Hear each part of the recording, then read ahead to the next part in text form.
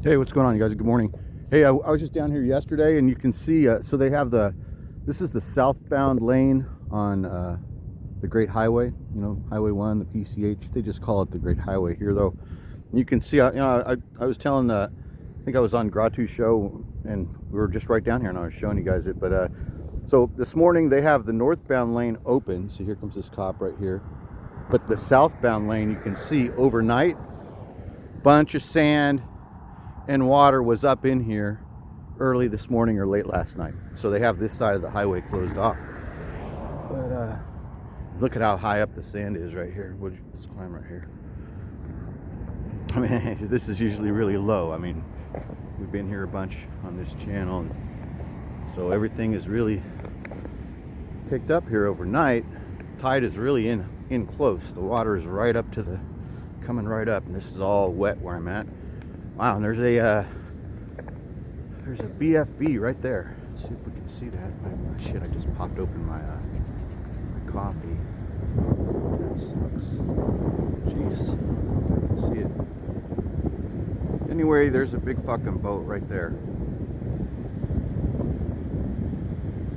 heading right into San Francisco Bay.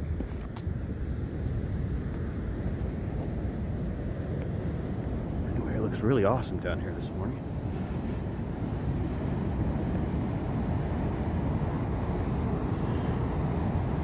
And just got a whiff of weed, marijuana. So someone's smoking weed somewhat nearby. Maybe that guy out on there. Nah.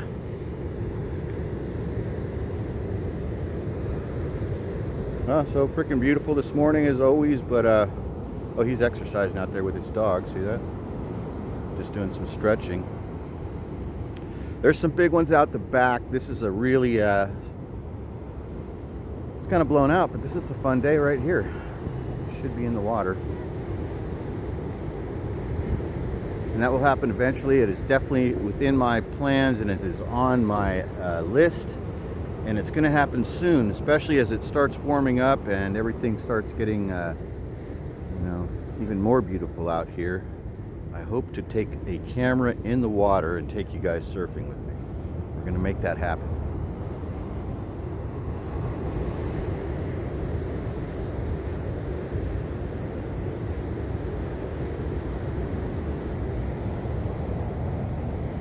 Okay. The top of my coffee is jacked. So the top popped off. I did that thing where I squoze it, and it popped off into the sand. So now I have to pocket that. That's not gonna. We don't want to put that back on the top of the coffee because it will add sand, obviously.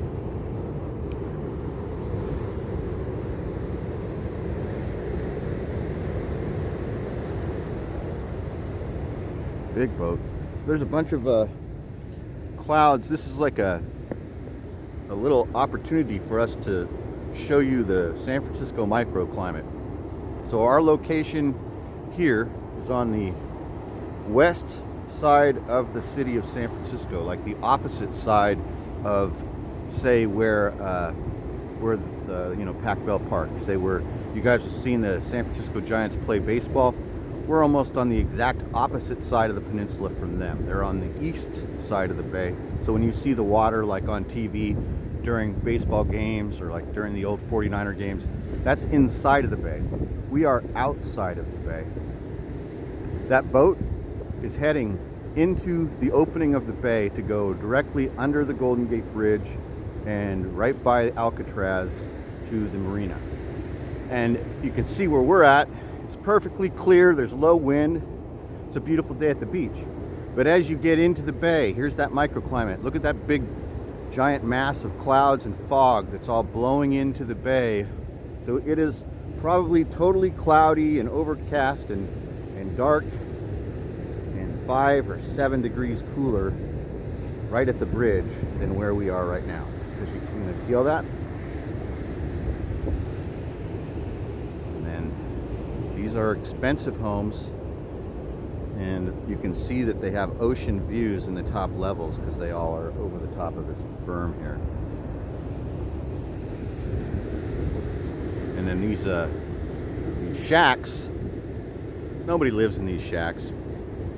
But trust me, if there were resources for the street people out here in this neighborhood, there would be more of them. And if they could figure out a way to live down here, they probably would. But the way the neighborhood is set up, I didn't mention this yesterday when I took you guys on a little tour on Gratu's show, but the way this neighborhood is set up is it's not conducive for transients. And what I mean by that is that there's not a lot of convenience stores or liquor stores. There's no parking lots, very few gathering places. There's no nightclubs. There's no bars. There's no pot dispensaries. The only liquor stores are small and very localized. There's no place for people out of the neighborhood really to come and hang out, with the exception of the spot we're looking at right here. This spot with all the graffiti, this is a hangout spot for young adults, and it's been this way for probably decades and decades and decades, but it's only been the past few years that people started spray painting it like this. Maybe the past 10 years, maybe a little longer, people leave their mark. But as I've mentioned before, most of the people that spray paint this structure right here aren't actually locals from the neighborhood. They're kids coming from out of the neighborhood late at night or early in the morning and partying here and hanging out here. They park their cars down the street, and this is like a secret spot that maybe kids from inside the city know about, and they know this is a spot to come out and do things, maybe handle business. It's very desolate. The cops can't see down here. No street lights at night. Yeah. But anyway, for the most part, the criminal element of the city that we're used to, that we've seen on television or on the news or on streets of San Francisco with Carl Malden and Michael Douglas, for the most part, it's not here. Not in this neighborhood. There's very little interest in this neighborhood because, like I said, there's nothing here, man. And like you've seen, this is a sleepy little beach community that not that many people even know exists. Tiny little part of the city that is separate and moved away from the rest of the city. As far away as you could be. It's as far west from the city as the rest of it is. Many people that live in the city, like the young people, recently I posted a video or two of me when I used to do professional dancing. I was involved in the modern dance community here and did a couple different productions and many performances and many I did a production that had a year's worth of pre-production. So during this year's worth of pre-production, I got to become very familiar with downtown San Francisco and the San Francisco stage and art and dance and theater community. And most of those people love living downtown in what they call SoMa, is where most of them live. SoMa, it stands for South of Market. So this neighborhood that's south of Market Street in downtown San Francisco is horrible. Super high crime rate. It's filthy, it's dirty, it's disgusting. There's never a moment's rest. So these people, there it is again, the people that I used to work with, these young artists and actors and dancers, they love living in that. So when they found out that I lived out here, they were like, geez, that sounds terrible. Must be so boring out there. The heck is it? What's it like? And I said, well, sometimes on a clear, quiet night, I can hear the elephants fucking from the zoo. And they're like, what? And I said, yeah. Well, mainly it's the lions. Sometimes at night, during the right season, the mating season of the big cats, you can hear like lions and tigers roaring at the zoo while they're fucking late at night. And they all laughed and thought that was funny, but it's just the truth. It's just honest. I'm just honest. It's really quiet out here, and the zoo is pretty close. Sometimes you can hear the monkeys late at night when it's all fucking quiet and shit, or early in the morning. And they didn't like that at all. They were like, geez, it must be terrible out there. It's the exact opposite. So that's the mind frame of a lot of young people that are here. But once again, this city, there's so much to tell you guys about this. So I don't know what the percentages are, but very few of the people that live here are actually from here, especially young people. So, yeah, most people are transplants here, almost everybody, especially young people that are in any form of working position, business jobs. A lot of them are from almost all of them are from out of town. Many people come here for college, like at the big schools, like Stanford or Berkeley, and then they stay here. And they're all from back east, a lot of them.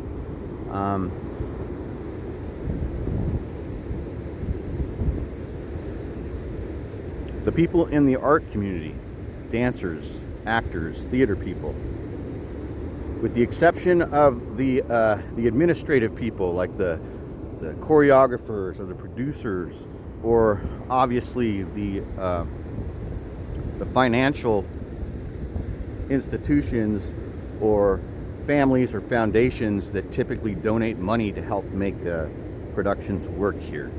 Those people are locals, and the directors and producers and choreographers, those people tend to be locals. But the dancers and actors themselves, they're like from places like Idaho and Ohio and Illinois and New York and Vermont. So many of them are here because this is the joint. This is the place to come to become a professional dancer or a stage actor. And Los Angeles is a place to go if you're going to be in movies or television. A lot of people here, the dancers and actors that I work with, they spend the winters in San Francisco doing stage and dance, and then in the summertime, a lot of them have agencies and contracts down south in the summertime in Los Angeles, and they do model shoots. A lot of them, do shoots for print, and then also a lot of them do little acting bits and do stuff in the summertime in television and movies. All of this has kind of been changing though in the past few years because of things like Netflix or different production companies that no longer really are like all that LA centric, if that makes sense. So there's people that are doing television and movies here in this city too, just not at the level of LA, same with everywhere really. But geez, I just babbled and babbled. I don't know if this is going to be any good. A little bit of fog's coming towards us. You guys might not be able to see it, but anyway. What did I talk about? Can't really remember what I talked about. I might have talked about the people down here. I was talking about why homeless people don't live down here. Because it's boring. There's nothing for them. I'm telling you, that's the honest to God truth. So like yesterday I saw a guy walking back from here. Like obviously walking up into the city from this neighborhood, and like sometimes guys, the people that will come here and be in these dunes are old school hobos, right? They're like old guys who just want to be left alone to drink their 40, and there's not that many of those old guys left these days. Most of these people out here are freaking drug addicts, like hardcore drug addicts. So these old guys, they come out here to escape that stuff in the Soma and downtown that I was just describing. The old guys, like they come here to get away, but there's not that many of them, right? They might come down here and pitch a tent or sleep early in the morning or something like that to get away, but then they're up and out because there's nothing to do here. They don't like hanging out at the beach all day. What are they gonna do, meditate? No, probably not. Not that many of them. Anyway, look how high the sand is. Its sand is so high that it covered all of this ice plant. This ice plant looks like it's like sparse and like there's not, like it's, gee, is that a fresh patch of ice plant growing out of the ground? It's not. The whole mountain of ice plant that's buried by sand right here. That's just the little tips that are poking out. Anyway. Oh shit, somebody getting pulled over. I can't breathe. Officer, I can't breathe.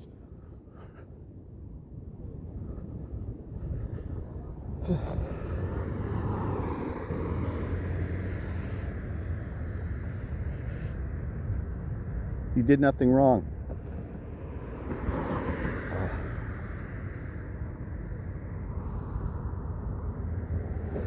Oh, he's pulling somebody over. They made a mistake. He's having a conversation. Oh, that's cool. Chips. It reminds me of like Ponch and John. Boy, I used to love that show. Did you guys ever watch Chips with Ponch and John? It just looked like so much fun, but it really looked dangerous. Like I enjoyed watching that show, but Fucking A. They were like on the 404. Remember how they'd be on the LA freeways, like freaking weaving through traffic and like stitching through traffic? Remember that? Jiminy Cricket, in, out, in, out. And Ponch was a badass. And so, John, dude. Whew. Those were some CHP cops. I love those guys. Anyway.